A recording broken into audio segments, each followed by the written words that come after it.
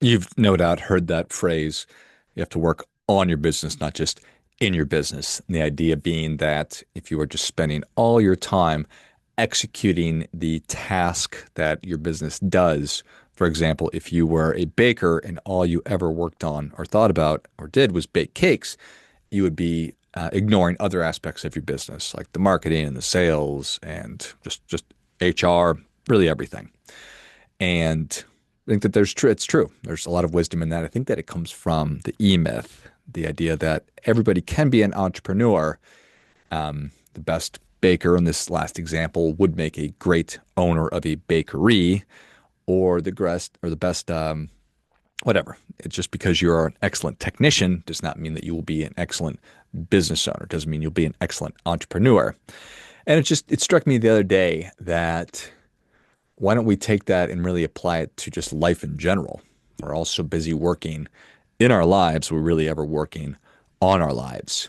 And evidence that so few of us do, or too few of us do this, is that only 3% of Americans have any written goals. I think you could also point to or look at that so few of us are financially successful, that so few of us are physically successful, that so few of us are mentally successful, and so many of us are struggling financially and struggling physically and struggling mentally. That's evidence that we're just sort of kind of caught up in the spin cycle of life. We're sort of just constantly doing and not necessarily making any progress, sometimes moving backwards. And that's not, it's okay. But what if we could, or had a better understanding of what it really meant to work on our lives instead of just being in our lives? I think that that's of value. And again, the idea is that I think that so many of us are just carried along by the currents of our lives and of habit, because we wake up and we do whatever it is that we usually do. We respond to what shows up, and then we repeat that process. So how we do one day is how we do most days. Wake up, look at phone, check email, and respond. So life kind of comes at us, and we're just sort of dodging. We're shaking. We're moving. You get the idea. And Aristotle observed this thousands of years ago, that we become what it is that we repeatedly do, not what we intend or what we necessarily want, not what we hope for, but what we actually practice. So if you already have the life that you want, that's great. Awesome. Good for you. You can stop listening. If you don't, that's less good. It's less good to not get what you want. I think that that's a universally agreeable statement right there. It's good to get what you want. It's less good to not get what you want. Understanding as human beings and adults that we don't always get what we want, but are we positioning ourselves to get what we want? Are we just hoping that we're going to get what we want? And if that's the case, we're definitely not ever going to get what we really want. And there comes a time. There comes a time in everyone's life, hopefully, where you look around and you say, is this it? Is this it? Is this the deal? And many are going to say, yeah, keep on keeping on. You got to keep it moving. And some say, no, I think that there's more for me. And that's okay. I think that that's a good thing to say. In fact, I would say that the happiest, most productive people leading the most meaningful lives, people having outsized impacts or even impacts, are people that wake up and they say, there's still more for me. I am on the right trajectory. I am realizing my potential, and the idealized version of me it's still out there. So I'm going to keep striving towards that. So you hear that little whisper, there's more for you. What I have is good. I'm not advocating that we be unhappy or ingrateful for what we have, because each of us has so much to be grateful for. The very nature of our existence, you being you, is an extraordinary thing that you should be grateful for. And I certainly am. All that being said, if you feel like there's more for you, I think that there is. And let me tell you how I came to this, how I came to the work, which I'm fond of talking about. I remember in 2015 just being so tired come, right after lunch. And it wasn't even that I just had eaten lunch, just early afternoon, just feeling like my head was thick. I'm like, oh my gosh, why am I so tired all the time? And so I started to sort of look into it. And I went on YouTube and I went down these rabbit holes and I found things like meditation and just personal development and understanding the value of goals and really examining your habits and how it is that you allocate your resources and all that kind of stuff. So that got me on the path of seeking of the work, which is looking inside of myself for answers versus looking outside of myself, things that we all intellectually know that we're supposed to be doing, but we don't necessarily know how to do that or we're not currently doing it. And then in 2020, what happened in 2020? Well, so much happened in 2020. I mean, we learned about COVID-19, that it was a thing.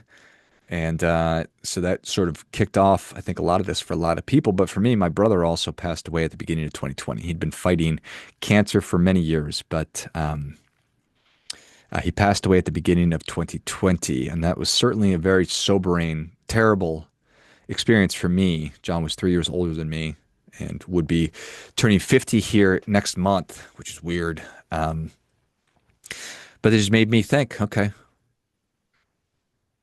life is not forever. Life is very impermanent.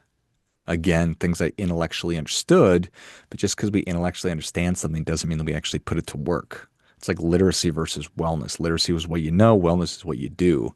So closing that behavior gap. And for me, that was a big catalyst. And then COVID, however many years that went on for, it felt like forever. Feels like in some ways it's still going on. I feel like I'm still hungover from it. But it just taught me I needed to be stronger. I needed to be physically stronger, mentally stronger, emotionally stronger, financially stronger. And that got me moving. That got me on the path. That there is more.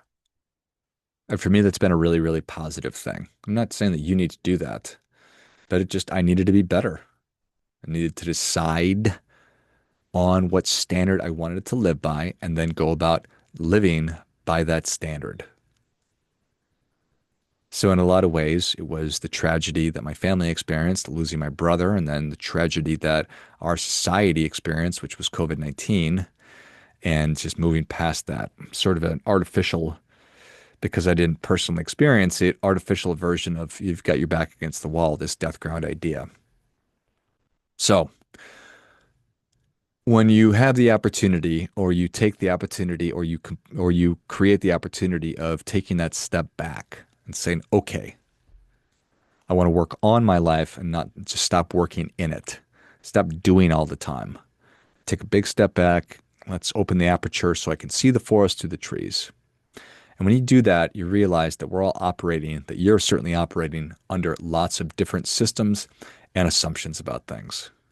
There's lots of inherited beliefs. There's lots of assumptions that go unquestioned unless we start questioning them.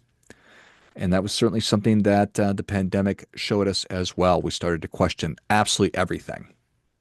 Kind of got us on that path of saying, well, what is it about this? Why are we educating our kids? Why are we working in an office or remotely? Why are we policing? Why are we doing this? Why are we doing that? Why are we doing this? Why are we doing that? And it's really sort of, in a lot of ways, spiraled out of control, but some of it's for the best. And anytime that changes are happening, there's going to be some casualties of that and mistakes and missteps and all of that stuff. But what assumptions have you never questioned? And what values have you just simply absorbed and are living with without ever choosing them actively? Psychology will tell us that most of our behaviors are automatic, that we're driven by patterns, we're driven by the environments that we are in, and we're driven by default responses that have been programmed. So we'd like to think that we're steering, but more often we're just drifting and being carried along by all of those things. Philosophy's got a name for it, so does religion. Philosophy calls it the unexamined life. And it's one of my favorites. I wrote this purpose book, and it was your guide to living an examined and aligned life. And an unexamined life is a life lived without reflection, where days just accumulate, but direction does not at all. In religion, we're talking about missing the mark. It's living out of alignment with what matters most. And my hope is that more people begin to take control of the wheel. They put their hands back squarely on the wheel, turn off auto drive, get those hands back, re-engage. That we begin moving more in the direction of what it is that we want, of the life that we want, instead of simply continuing doing what we've always done and getting what we've always gotten. How do you do it? Do you need to hire a life coach? Take your life completely down to the studs and rebuild it? No. That is a mistake that we so often make. We throw the baby out with the bathwater. We want to just knock everything down, burn it all to the ground, and then we'll rebuild it. But that's what a child does. Mature adults do not operate that way. We conserve what's of value, hold on to the things that really do matter, and then look for opportunities to make changes. So it's not carpet bombing your entire life and setting it ablaze. Far from that. It's just looking at everything, figuring out what matters, figuring out what must be done in service of what matters, and then doing it. But most of us do need to take that pause. We need a break. We need a little bit of clearing. I need some headspace. I need some breathing room. And we need a way to step back far enough to see what is actually happening. And across different traditions, that idea shows up time and time again.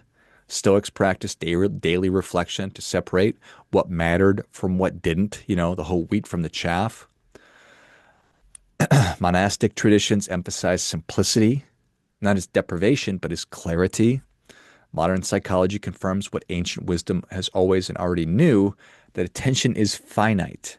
And when that attention is fragmented, so are we. And I certainly needed that perspective too. We all do.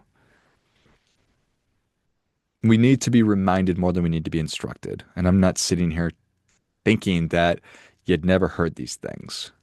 I'm not sitting here thinking that you're not currently thinking about these things. But that's just evidence right there that you already know, you currently know, but are we able to do anything with it? And that's the hard thing for us, because there's so many other things that are prioritized ahead of doing what what I've been talking about, that then prevents us from doing that important work, to work on our lives instead of simply in our lives. So I've been thinking about this again since 15. So that's wild, 10 years.